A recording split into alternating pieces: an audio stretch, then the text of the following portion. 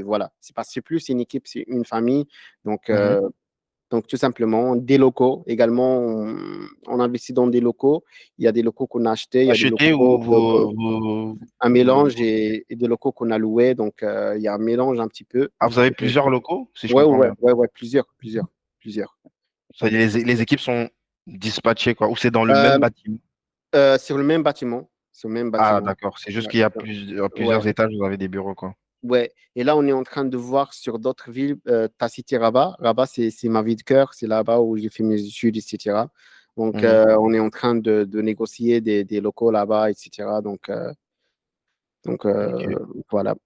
Et l'idée, c'est de se développer qu'au Maroc ou peut-être tu prévois aller, je sais pas, en France ou à Dubaï ou dans un autre pays? Pourquoi faire, frérot? On est bien là. Je sais pas. Le rêve, Non, comme je crois que c'est l'autre qui parle de ça. Il y a un comédien, je crois qu'il est même marocain, enfin d'origine marocaine, j'ai oublié comment il s'appelle. Il parle le rêve marocain. Peut-être tu connais? le Moroccan Dream, je crois. Ouais, Ouais, je sais pas si c'était qui. Ouais, je il est vois de quoi tu super parles. connu là. Bref, donc Bentala, je crois. Il s'appelle Bentala. Est-ce que c'est lui? C'est un Canadien, non? C'est un Franco. C'est un Maroc. il a des origines, enfin, il a la nationalité canadienne aussi. Il est très connu en France Ouais, là. Comment il s- Non, c'est pas Bentala, c'est Malik. Non, non, là, c'est pas Malik oh, Bentala. pas Malek. C'est plutôt un autre là qui, à un moment, il faisait du stand-up en anglais. Il est parti aux États-Unis pour essayer de se lancer dans Ah, le stand-up en Gad anglais. Elmaleh? Gad Gad Elmaleh? Elmaleh, ouais. Ouais, ouais. Ouais, il a un sketch où il parle de ça, où il parle du rêve, le rêve marocain. Comme à chaque fois, on parle toujours du rêve américain. Il dit non, le rêve marocain. Ouais, c'est top, c'est vraiment c'est un super parcours.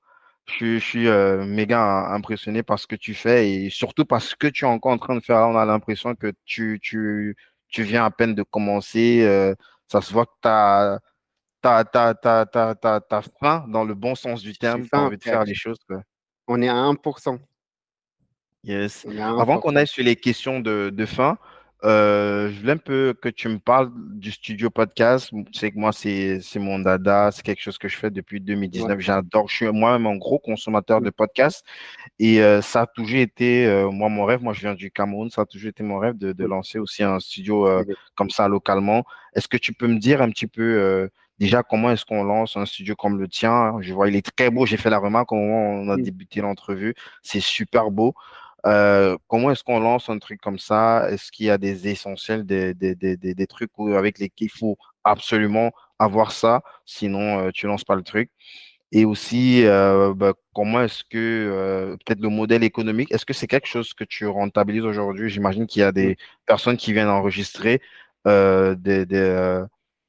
qui viennent enregistrer des épisodes chez toi, que ce soit des clients ou des personnes qui ont leur propre média et qui ont juste Mm. besoin d'un truc propre et bien designé comme chez toi. Ok. Donc, c'est beaucoup de questions là. C'est beaucoup de questions. Je vais essayer de répondre petit à petit. Ouais, la première question, c'était comment est-ce qu'on lance, c'est quoi les essentiels pour lancer un studio podcast avant d'aller sur le modèle économique plus tard, Ok, quoi. ok. Ben, je crois avec cette question, elle est liée avec le modèle économique. Pourquoi? C'est parce que, regarde, tout dépend de la personne. C'est parce que, par exemple, moi, je suis trop perfectionniste. C'est un défaut et c'est un avantage, les deux. Un défaut, pourquoi? C'est parce que moi, je veux, par exemple, avoir les dernières caméras, les derniers Shure, par exemple, enfin, le dernier matériel, quoi. Donc, et ça coûte vraiment trop cher. Mm. Donc, ça coûte très cher. C'est de l'argent. Tu vois que tu dois compter même 100 000 euros minimum, si tu veux. Tu vois, c'est des caméras par-ci, par-là. Euh, alors, pour le modèle économique, moi, comme je t'ai dit, au fait, c'est pas une chose où je me suis dit, OK, je vais mettre par exemple 100 000 euros et derrière, je vais gagner tel et tel. Mais si tu veux, aujourd'hui, le studio podcast, il est juste collé avec mes bureaux de marketing. Voilà. Et Mhm. donc, aujourd'hui, le studio de podcast, là, je parle du modèle économique, c'est un, c'est un produit d'appel. C'est plus un produit d'appel. C'est un produit d'appel, si on va dire, où les gens viennent, c'est parce qu'ils me connaissent quand même, etc. J'ai mes clients également qui viennent, c'est parce que ça veut dire que c'est l'inverse. Ils viennent par exemple, pour une prestation de tunnel ou automatisation ou un accompagnement, ils viennent ici, par exemple, c'est parce que moi, je leur demande que ce soit la meilleure chose. C'est déjà un. Ou l'inverse, ça veut dire que c'est des personnes qui viennent pour faire ça et nous, en fait, on leur accompagne dans la stratégie de création de contenu.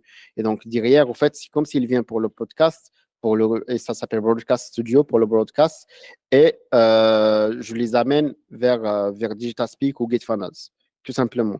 Et tu vois, et ça, c'est lié. C'est une Ok. chose que je fais, c'est parce que c'est lié. Donc, aujourd'hui, est-ce que je gagne? Tu peux gagner avec un studio, tu peux gagner, mais tout dépend de combien Mais toi tu c'est veux pas le gagner. but ultime, quoi. Voilà, Parce que voilà. tu sais que en lycée, via les prestations qu'il va prendre après, tu gagnes quand même. Disons, peut-être tu peux être break-even, Ouais, mais s'il faut regarder l'énergie que tu as dépensée pour que la personne vienne juste sur l'enregistrement d'un épisode podcast pour ensuite aller vers les autres prestations de GetFunnels ou Digital Speak, bah, tu es gagnant, quoi. Parce que voilà. peut-être ça devait te coûter plus en pub Facebook ou, je sais pas, en affiliation. Peut-être si c'est quelqu'un qui te ramène le Ouais. client pour qu'il puisse prendre ces produits-là, quoi. Ouais, ouais, voilà. Et en plus de ça, au fait, c'est quelque chose de physique. C'est parce qu'après, j'ai envie, au fait, je voulais lancer pas mal de business physique. C'était, je vais pas dire que c'était mon rêve, mais c'était pas parmi les objectifs, c'est de se lancer en physique. Et donc, mes proches, etc., tu sais, on est au Maroc et tout, on est tous proches et tout. Il y en a qui te disent, ouais, ouvre un restaurant, ouvre ça, fais Mm. ça, fais ça. Ouais, mais les gars, c'est pas mon truc. Je sais pas Ouais, gérer. tu sais pas, ouais. Je sais même pas comment ça se fait une pizza. Je sais, c'est pas mon truc. Donc, tout simplement. Et donc, du coup, je me suis dit, OK, qu'est-ce que je vais faire? C'est plus un studio déjà. Je m'en sers moi-même. C'est parce que là, je suis devant toi. Je fais mes réunions également ici. Je reste ici tout le temps, presque toute la journée. De deux, c'est pour mes clients. C'est parce que, comme je t'ai dit, les clients, ils ont, tu vois, ils ont. Moi, j'ai du mal à chaque fois, en fait, avec leur contenu, avec les images, avec les vidéos, etc. Donc, il vient ici. Déjà, ça me fait un billet de plus. Euh, pour les autres, c'est un produit d'appel. Et donc, c'est du win-win, tout simplement. Et c'est un kiff, encore une fois. Yes. Je vois que c'est quelque chose qui revient beaucoup Ouais, dans ton discours. Tu as besoin de pouvoir prendre plaisir de faire ce que tu fais avant de le faire, quoi. ouais, voilà. Voilà, exactement. Super. Ben là, on va aller sur les questions de fin avant que je te libère. Ouais. C'est quoi les parties les plus difficiles, les plus dures de ton job ou de ta vie, si tu veux? Euh, OK. Les plus durs, c'est lorsque tu n'arrives pas à gérer, si on va dire, les situations. C'est parce qu'après, l'entrepreneuriat, c'est pas toujours le bonheur. C'est vrai, on parle depuis tout à l'heure, voilà, argent, le kiff, etc. On a parlé également des équipes, mais moi, en fait, si on va dire, là où je me retrouve vraiment un peu pas au top, c'est c'est lorsque j'arrive pas à gérer des situations. Par exemple, t'as quelqu'un de l'équipe qui a envie de partir. Tu peux pas, et c'est pour une raison X, Y, Z. Il veut partir ailleurs, il a pris, etc. Et la majorité, ils viennent, c'est parce qu'ils apprennent beaucoup, etc. Ils ont raison, et c'est leur, chacun son raisonnement, encore une fois. Et donc, ce sont des situations que tu ne peux pas gérer, donc ça te prend encore plus de temps à recruter, ça te prend plus de temps, si on va dire, c'est pas Formé. juste pour, à former, c'est pas ça, c'est 6 mois, ça veut dire pendant 6 mois, tu ne peux pas avancer sur d'autres projets, mais tu dois juste former, etc. Voilà. Donc ça, c'est trop dur, si tu veux, dans la vie entrepreneuriale. Donc, voilà. Après, t'as également, c'est pour ça, au fait, je te dis, les clients, si tu n'as pas des clients, si tu as des clients chiants, ça également, ça te met dans des situations pas bien également. Donc, c'est parce qu'après, tout le monde est en stress, tout le monde est. Et voilà, tu as les lancements également. Les lancements, c'est full stress. C'est un truc tu ne peux pas Ça prend imaginer. beaucoup d'énergie, ouais. Ça prend beaucoup, beaucoup d'énergie. Et voilà. Comment est-ce que toi, tu progresses personnellement Bah écoute, naturellement, franchement, ça c'est avec les situations, des situations, on va dire, ce qu'on a cité tout à l'heure. Une fois que tu dépasses une situation un peu difficile, bah, tu progresses naturellement, tout simplement. Après, tu te formes également. Après, moi, je t'avoue, je suis pas quelqu'un qui se forme. Ça veut dire, moi, je me forme sur le concret. Ça veut dire sur le lancement, sur les choses. Ça veut dire, j'ai un client, par exemple, américain. Je sais que les Américains sont trop forts.